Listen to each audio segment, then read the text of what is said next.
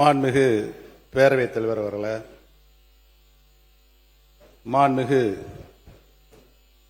எதிர்க்கட்சி தலைவர் அவர்களுக்கும், மாண்புமிகு புதிதாக பொறுப்பேற்றுள்ள மாண்புமிகு முதலமைச்சர் அவர்கள் தலைமையிலான புதிய அரசுக்கும், இங்கே அமர்ந்திருக்கின்ற சக சட்டமன்ற உறுப்பினர்களுக்கும், எங்களின் பேச்சுக்களை கேட்டு ரசிக்க மாடத்தில் வந்து அமர்ந்திருக்கும் பார்வையாளர்கள் அனைவருக்கும் முதற்கண் எனது வணக்கத்தை தெரிவித்துக் கொண்டு எனது உரையை தொடங்குகிறேன். இந்த சட்டமன்றம் எத்தனையோ வித்தியாசமான சூழல்களை கண்டிருக்கிறது. ஆனால் இந்த அரசு ஏற்படுத்தியிருக்கும் சூழல் என்பது வித்தியாசத்திலேயே வித்தியாசமானது. செய்வதை மட்டும்தான் சொல்வோம் என்று ஆணித்தரமாக அள்ளித்தளித்த வாக்குறுதிகளை தாங்களும் மறந்து மக்களும் மறந்திருப்பார்கள் என்றெண்ணி தனது முதல் நிதிநிலை அறிக்கையும் வேளாண் நிதிநிலை அறிக்கையும் தாக்கல் செய்துள்ளது இந்த அரசு. அதிலும் பெயர் மாற்ற பட்டியல் போல் வெளியான இந்த நிதிநிலை அறிக்கை தேர்தலின் போது சொன்ன கஜானா காலி என்ற பிரச்சாரத்தை கேள்விக்குறியாக்கிவிட்டது. இதை பார்த்து ஆச்சரியக்குறிகள் கூட விக்கித்து நிற்கின்ற சூழ்நிலை இன்றைக்கு ஏற்பட்டிருக்கிறது. இந்த அரசு ஆட்சி பொறுப்பேற்ற பின் அரங்கேறிய காட்சிகளை நான் திரும்பி பார்க்கிறேன். மாண்புமிகு முதலமைச்சர் அவர்கள்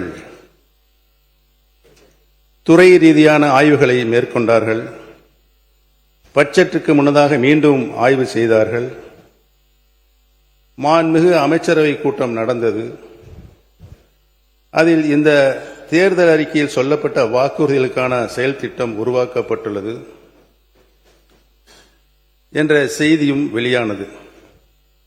அதற்கு வெற்றி தமிழக திட்டங்கள் என்றெல்லாம் அலங்காரமாய் பெயர் சூட்டப்பட்டு அறிக்கைகளாகவும் வெளிவந்தது. ஆனால் இப்போது தாக்கல் செய்யப்பட்டுள்ள நிதிநிலை அறிக்கையோ ஏமாற்றத்தின் வடிவமாக இருக்கிறது. திருப்புகின்ற பக்கமெல்லாம் நம்முடைய திராவிடல் மாடல் அரசின் சாதனை திட்டங்கள் தான் ஜொலித்துக் கொண்டிருக்கிறது. மக்கள் மனதில் நிலை கொண்டுள்ள எங்கள் தலைவர் முத்துவேல் கருணாநிதி ஸ்டாலின் அவர்கள் உருவாக்கிய திட்டங்களே புது உருகொண்டு நிற்கின்றன. இதில் புதிய அரசின் திட்டங்களை தேடுகிறேன் தேடிக்கொண்டே இருக்கிறேன். தேடுவது எனக்காக அல்ல, மக்களுக்காக. புதிய அரசு அமைந்திருக்கிறது, புதிய திட்டங்கள் வரும் என்று நம்பிய மக்களுக்காக. கலைஞர் மகளிர் உரிமை திட்டம் பெண்களின் வாழ்வாதாரத்திற்கும் சுயமரியாதைக்கும் துணை நின்ற திட்டம். 1000 கைகள் நீட்டி ஆதவனை மறைக்கலாம் என்று கனவு காண்பது போல அத்திட்டம் பெயர் மாற்றம் கண்டிருக்கிறது.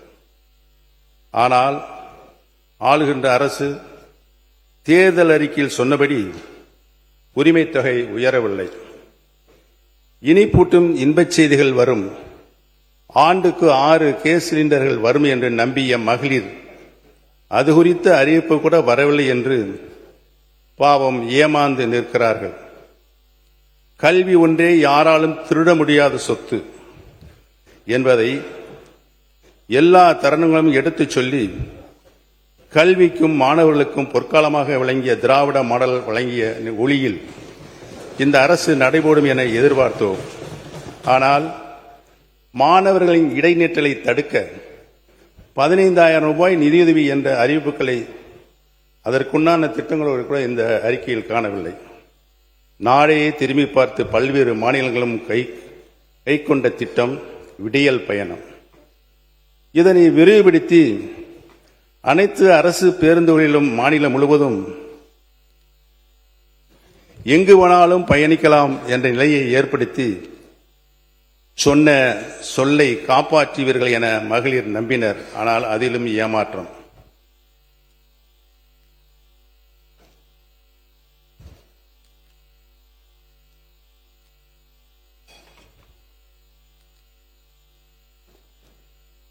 இந்த பேரவையில் நான் ஒழித்துக் கொண்டிருக்கிறேன். செய்யாமல் விட்டுவிட்டதை சுட்டிக்காட்டுகிறேன். மாண்புமிகு பேரவைத் தலைவர்களே, நல்லதும் மாற்றம்தான், கெட்டதும் மாற்றம்தான். எதிர்பார்த்து வாக்களித்த தமிழ்நாட்டு மக்களுக்கு கிடைத்துள்ளதோ பெருத்த ஏமாற்றம்தான். மொத்தத்தில் முதல் நிதிநிலை அறிக்கை. அவை முன்னவர் மாண்பு பேரவைத் தலைவர் அவர்களே, நிதியமைச்சராக இருந்து பணியாற்றியவர்.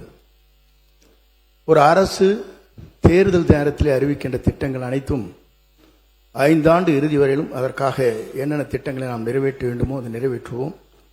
நீங்கள் சொல்வதைப் போல 3 மாத காலத்தில் ஒரு சரித்திரம் படைக்க இயலாது. நீங்கள் அப்படி சரித்திரம் படைத்தால் நீங்கள் சொல்லுங்கள்.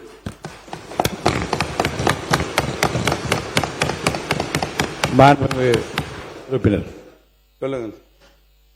நீங்க பேசலாம்.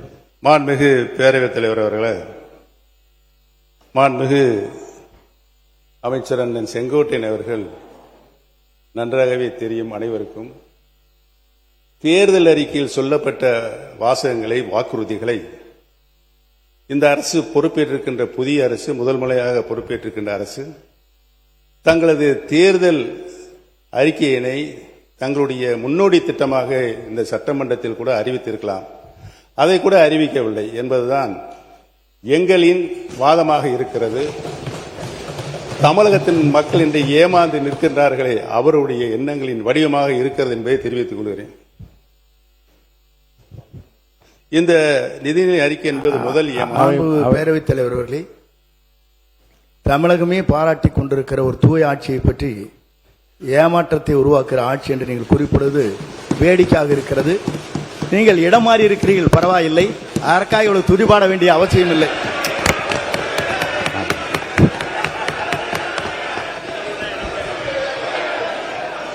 மாண்புமிகு பேரவைத் தலைவர்களே, அந்த இடத்தை அவர்தான் முதலில் மாற்றியவர் என்பதை நான் இங்கு தெரிவித்துக் கொள்ள கடமைப்பட்டிருக்கிறேன். மாண்புமிகு கல்வித்துறை அமைச்சர் பேசுறத முதல்ல கவனிங்க.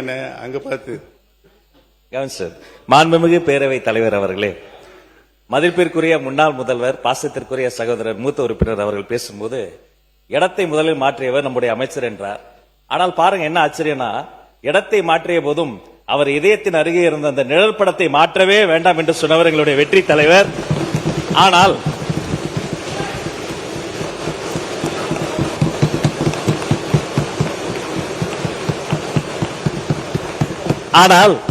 அண்ணனுடைய பாக்கெட்டை பார்க்கிற பொழுது இடமும் மாறி இருக்கிறது, இதயமும் மாறி இருக்கிறதோ என்று தோன்றுகிறது.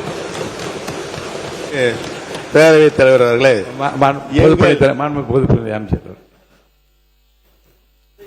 எங்கள் மாண்புமிகு பேரவைத் தலைவர் அவர்களே, எங்கள் அண்ணன் செங்கோட்டையன் அவர்கள் இடம் மாறி இருக்கலாம்.